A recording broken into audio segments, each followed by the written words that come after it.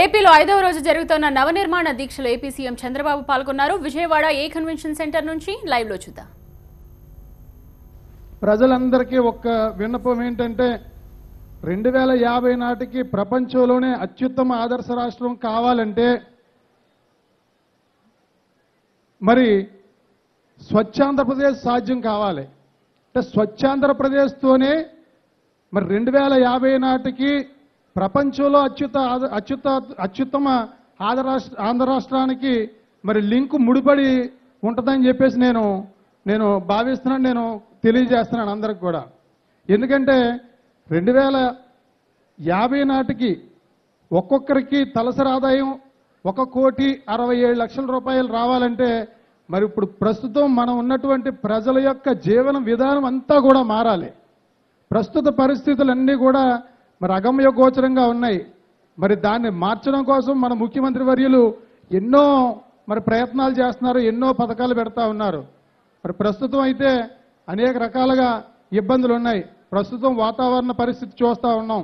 మరి గత 20 సంవత్సరాల క్రితం 30 సంవత్సరాలు 20-30 సంవత్సరాల క్రితం 100 అడుగులు బోరు కొడితే 4 అంగుళాలు నీరు వచ్చేది. ఇవాళ ఇంచుమించు 300 అడుగు బోర్లు కొట్టినా సుమారు 2 అంగుళాలు కూడా రావట్లేదు. అప్పుడు 26 డిగ్రీలు ఉండేది ఉష్ణోగ్రత, ఇప్పుడు 52 డిగ్రీలు అయ్యింది. అంటే ఇవన్నీ పరిస్థితుల్ని మార్చాలనే మరి మన ముఖ్యమంత్రి వర్యులు నీరు చెట్టు కార్యక్రమం పెట్టారు.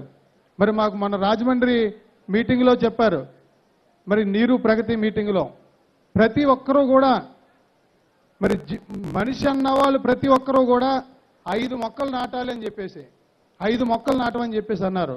అంటే మొక్కలు ఇచ్చే ఆక్సిజన్ మనం తీసుకుంటున్నాం, మరి మనం విడుదల చేసే కార్బన్ డైఆక్సైడ్ మనం మొక్కలు తీసుకుంటున్నాయి. అటువంటప్పుడు ప్రతి ఒక్కరూ కూడా 5 మొక్కలు నాటండి. పుట్టినరోజుకి కానీ, పెళ్లి రోజులకు కానీ, పెద్దవాళ్ళ కార్యక్రమానికి కానీ ప్రతి ఒక్కరూ కూడా 5 మొక్కలు నాటడం వల్ల మరి మంచి ఆరోగ్యకరమైనటువంటి వాతావరణం వస్తుంది.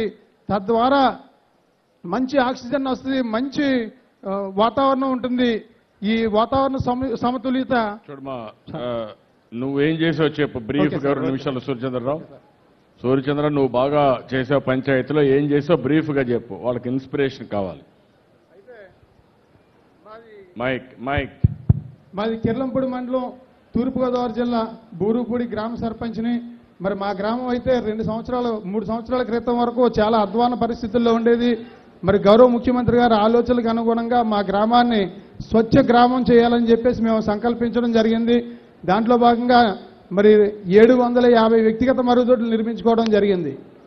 3 సంవత్సరాల క్రితం సగం మందికే ఉండే వ్యక్తిగత మరుగుదొడ్లు 750 మందికి ఉన్నాయి, 750 మందికి లేవు. అంటే సుమారు 3,000 మంది ప్రజలు బహిరంగ మల విసర్జన చేసేవారంటే ఏ రకంగా ఉండేదో మీరు ఆలోచన చేయండి. ఆ రకంగా 750 వ్యక్తిగత మరుగుదొడ్లు నిర్మించాం. మరి నిర్మించి ఓడిఎఫ్ చేసుకున్నాం. ఓడిఎఫ్ చేసిన తర్వాత కూడా మరి ప్రజలు బయటకు చెంబులు పట్టుకుని వెళ్తూ ఉంటే మేము మెల్ల విజిల్స్ వేసుకుని మన స్వచ్ఛ చల్లపల్లి టీం లాగా మేము కూడా ఒక 100 మంది యువకులు తెల్లవారుజామునే వీధులమ్మటి వెళ్ళి ఊరి చివరికి వెళ్ళి కాపలా కాసేవాళ్ళం. విజిల్స్ వేసుకుని ఎవరైనా వస్తున్నారంటే చెంబు పట్టుకుని మేము ఎదురు వెళ్ళేవాళ్ళం. ఎవరైనా కూర్చుంటే పిల్లలు మేము కలిపి దగ్గరికి వెళ్ళి విజిల్స్ వేసేటప్పటికి వాళ్ళు వెళ్ళిపోయేవారు. ఆ రకంగా మేము ప్రజల్లో మార్పు తీసుకురావడం జరిగింది. కొంచెం మంది అయితే చెంబు పట్టుకుని ఊరి చివరికి వచ్చేసి బాబు ఈ ఒక్కరోజే వదిలే అని చెప్పేసి అనేవారు. అస్సలు వదలం, మేము 4 గంటల నుంచి ఉన్నాం. వదిలేస్తే అక్కడ సంకల్పం దెబ్బతింటది, వదలకపోతే వాళ్ళు పాడు చేస్తారని చెప్పేసి మళ్ళీ ప్రతి టీం దగ్గర ఒక మోటార్ సైకిల్ పెట్టుకుని మళ్ళీ ఇంటికి పంపించేవాళ్ళం. ఆ రకంగా ఇంచుమించు మేము సుమారు 6 నెలల్లో 750 టాయిలెట్స్ కట్టుకుని గ్రామంలో ఎక్కడ బహిరంగ మల విసర్జన లేకుండా చేయడం జరిగింది. ఆ రకంగా చేసుకున్నాం. ఇవాళ చక్కగా స్వచ్ఛ గ్రామం చేసుకున్నాం.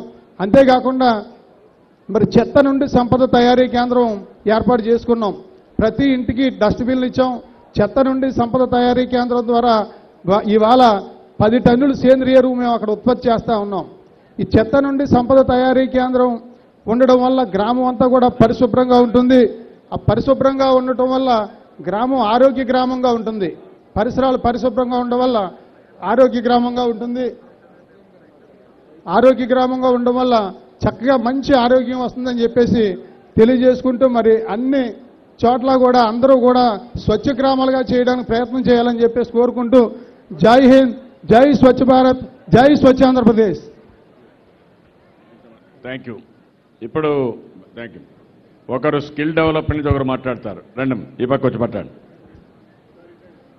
ఇద్దరు మాట్లాడతారా? మీరు ఇద్దరు సార్ నమస్కారం సార్. మేము నెల్లూరు జిల్లా నుంచి వచ్చాము. నా పేరు సాయి కిషోర్. నేను కృష్ణ చైతన్య డిగ్రీ కాలేజీలో డిగ్రీ కంప్లీట్ చేశానండి. మామూలుగా అందరూ ఏమని చెప్పారంటే డిగ్రీ కంప్లీట్ చేసావా నీకు ఇంకా ఉద్యోగాలు రావు, బీటెక్ చేయాలని చెప్పారు. కానీ చంద్రబాబు నాయుడు గారి గవర్నమెంట్ వచ్చిన తర్వాత ఒక ఆసరా వచ్చింది. డిగ్రీ చదివిన వాళ్ళకు కూడా సాఫ్ట్వేర్ కంపెనీ